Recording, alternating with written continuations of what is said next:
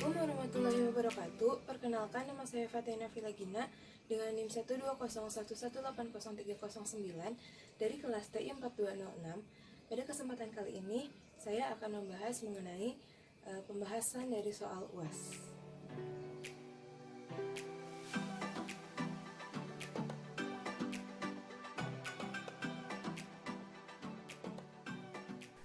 Soal nomor 2 yaitu, apakah mobil yang lebih berat benar-benar menggunakan lebih banyak bensin? Misalkan sebuah mobil dipilih secara acak.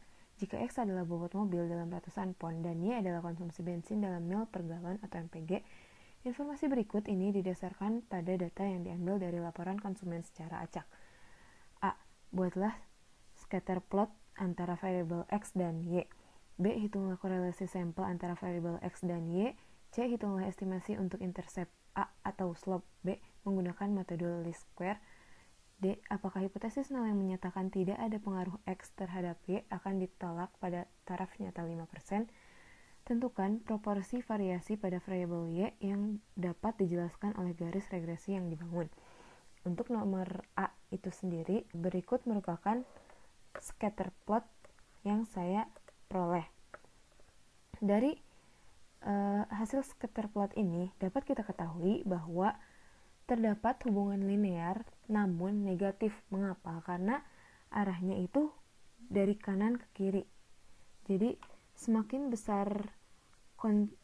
kecil bobot mobil, semakin besar konsumsi bensinnya. Kemudian nomor B itu adalah korelasi sampel, di mana korelasi sampel itu adalah R dengan rumusnya sigma I dari 1 sampai N dari X I min X bar dikali Y I min Y bar dibagi dengan akar dari sigma I sama dengan 1 sampai N dari X I min X bar dikuadratkan dan dikali dengan sigma I sama dengan 1 sampai N dari YI min Y bar dikuadratkan. Nah, untuk mempermudah perhitungannya, maka kita dapat menggunakan tabel perhitungan sebagai berikut. Nah, berikut merupakan tabel perhitungannya. XI dan YI itu merupakan data yang diperoleh dari soal. XI min X bar adalah XI, data XI dikurang X bar, yaitu rata-rata dari X-nya, di mana rata-rata dari X-nya ini dapat kita ketahui yaitu X bar sama dengan 37,38 dan Y bar sama dengan 20,88. Rata-rata ini tuh didapat dari jumlah seluruhnya dibagi dengan banyaknya data. Setelah diketahui tabel perhitungan ini, maka kita dapat melakukan perhitungan pada korelasi sampel ini. Dan hasil perhitungannya yaitu sebagai berikut.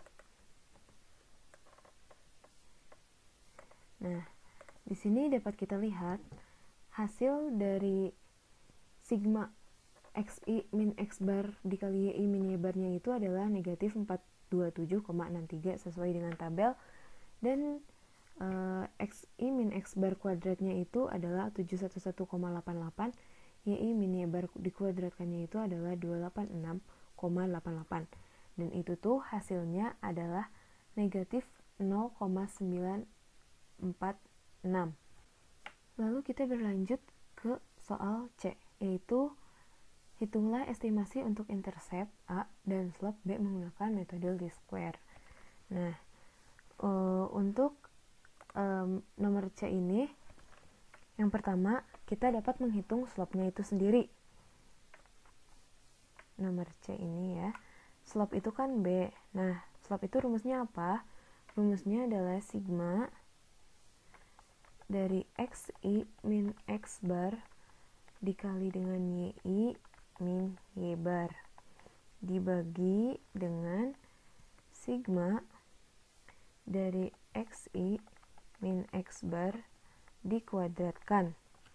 Dan untuk interceptnya itu rumusnya adalah Y bar min B atau slope dikali X bar. Nah, untuk perhitungan slope dan intercept ini dapat setelah dilakukan perhitungan dapat diketahui hasilnya sebagai berikut. Slope-nya itu adalah hasilnya negatif 0,0601, di mana itu tuh hasil pembagian dari negatif 427,63 dibagi dengan 711,88. Dan interceptnya yaitu hasilnya adalah 43,326. Dari perhitungan slope dan intercept ini kita dapat mengetahui model regresi sampelnya, yaitu adalah YI sama dengan A ditambah B dikalikan XI ditambah dengan EI. Selanjutnya kita dapat mengerjakan soal nomor D. Pada soal nomor D ini kita menggunakan uji korelasi, di mana pada tahap pertama kita dapat menentukan hipotesisnya terlebih dahulu, dan hipotesisnya adalah sebagai berikut. H0 itu adalah rho-nya sama dengan 0, di mana tidak terdapat pengaruh antara X terhadap Y. Jadi mereka tuh nggak saling mempengaruhi. Nah, untuk hipotesis satunya yaitu rho-nya tidak sama dengan 0, di mana si bobot mobil ini mempengaruhi dari konsumsi bensinnya itu. Setelah melakukan hipotesis, kita dapat berlanjut ke step ketiga, yaitu statistika uji, di mana statistika ujinya itu kita menggunakan uji T. Uji T itu rumusnya adalah T sama dengan R dikali akar dari N-2 dibagi dengan akar 1 min R kuadrat. Nah, karena R-nya kita udah tahu dari soal nomor B, yaitu hasilnya adalah min 0,946, maka kita dapat langsung melakukan perhitungannya. Hasil dari perhitungan T-nya itu adalah sebagai berikut. Jadi R-nya itu kan tadi min 0,946, lalu N-nya itu adalah 8, karena data yang terdapat dari soalnya itu ada 8 buah. Setelah dihitung, hasil T-nya itu adalah negatif 7,148. Lalu kita dapat berlanjut ke step keempat, yaitu daerah kritis dan kriteria uji, di mana sudah kita ketahui bahwa alfanya itu adalah 5% atau 0,05.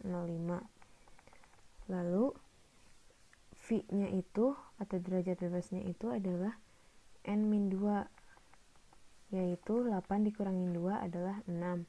Dimana nanti kita dari tabel dapat mengetahui jika T dengan taraf signifikansinya itu 0,025 dan V-nya itu adalah 6, berapa? Nah, kita bisa lihat tabel sebagai berikut. Nah, 0,025, V-nya itu adalah 6, hasilnya adalah 2,447. Hasilnya adalah 2,447. Nah, mungkin bertanya ya, 0,025 dari mana? Bukannya alfanya adalah 0,05. Itu tuh dikarenakan pada uji T ini kita menggunakan uji dua sisi, sehingga taraf signifikansinya sendiri itu dibagi 2. Lalu selanjutnya kita dapat menentukan kriteria ujinya. Nah, kriteria ujinya dapat diketahui sebagai berikut. Yang pertama yaitu tolak H0 jika T-nya itu kurang dari sama dengan negatif 2,447 atau T-nya itu lebih besar dari sama dengan dari 2,447. Lalu yang kedua kriteria ujinya itu adalah tidak tolak H0 jika sebaliknya, di mana T-nya itu lebih besar dari negatif 2,447 atau kurang dari 2,447. Kita dapat menggambarkan grafik dari daerah penolakan uji T ini ya. Nah, di sini itu 2,447 dan di sini negatif 2,447. Daerah penolakannya itu yaitu yang ini, dua daerah ini nih. Setelah mengetahui daerah kritis dan kriteria ujinya, kita dapat menarik kesimpulan. Ternyata T sama dengan negatif 7,148 kurang dari negatif 2,447, maka tolak H0. Nah, pada taraf nyata 5% itu berarti cukup bukti untuk menyatakan bahwa terdapat pengaruh antara X atau bobot mobil terhadap Y atau konsumsi bensin. Hal ini itu selaras atau sama dengan hasil dari scatter plotnya, di mana di sini terdapat hubungan linear yang negatif. Lanjut ke soal nomor E. Nah, ini tuh kita menggunakan uji one way ANOVA lagi. Tahap yang pertama itu mencari tahu hipotesisnya itu sendiri. Yang pertama itu, hipotesis 0 adalah model regresi tidak mampu menjelaskan variasi pada variabel Y.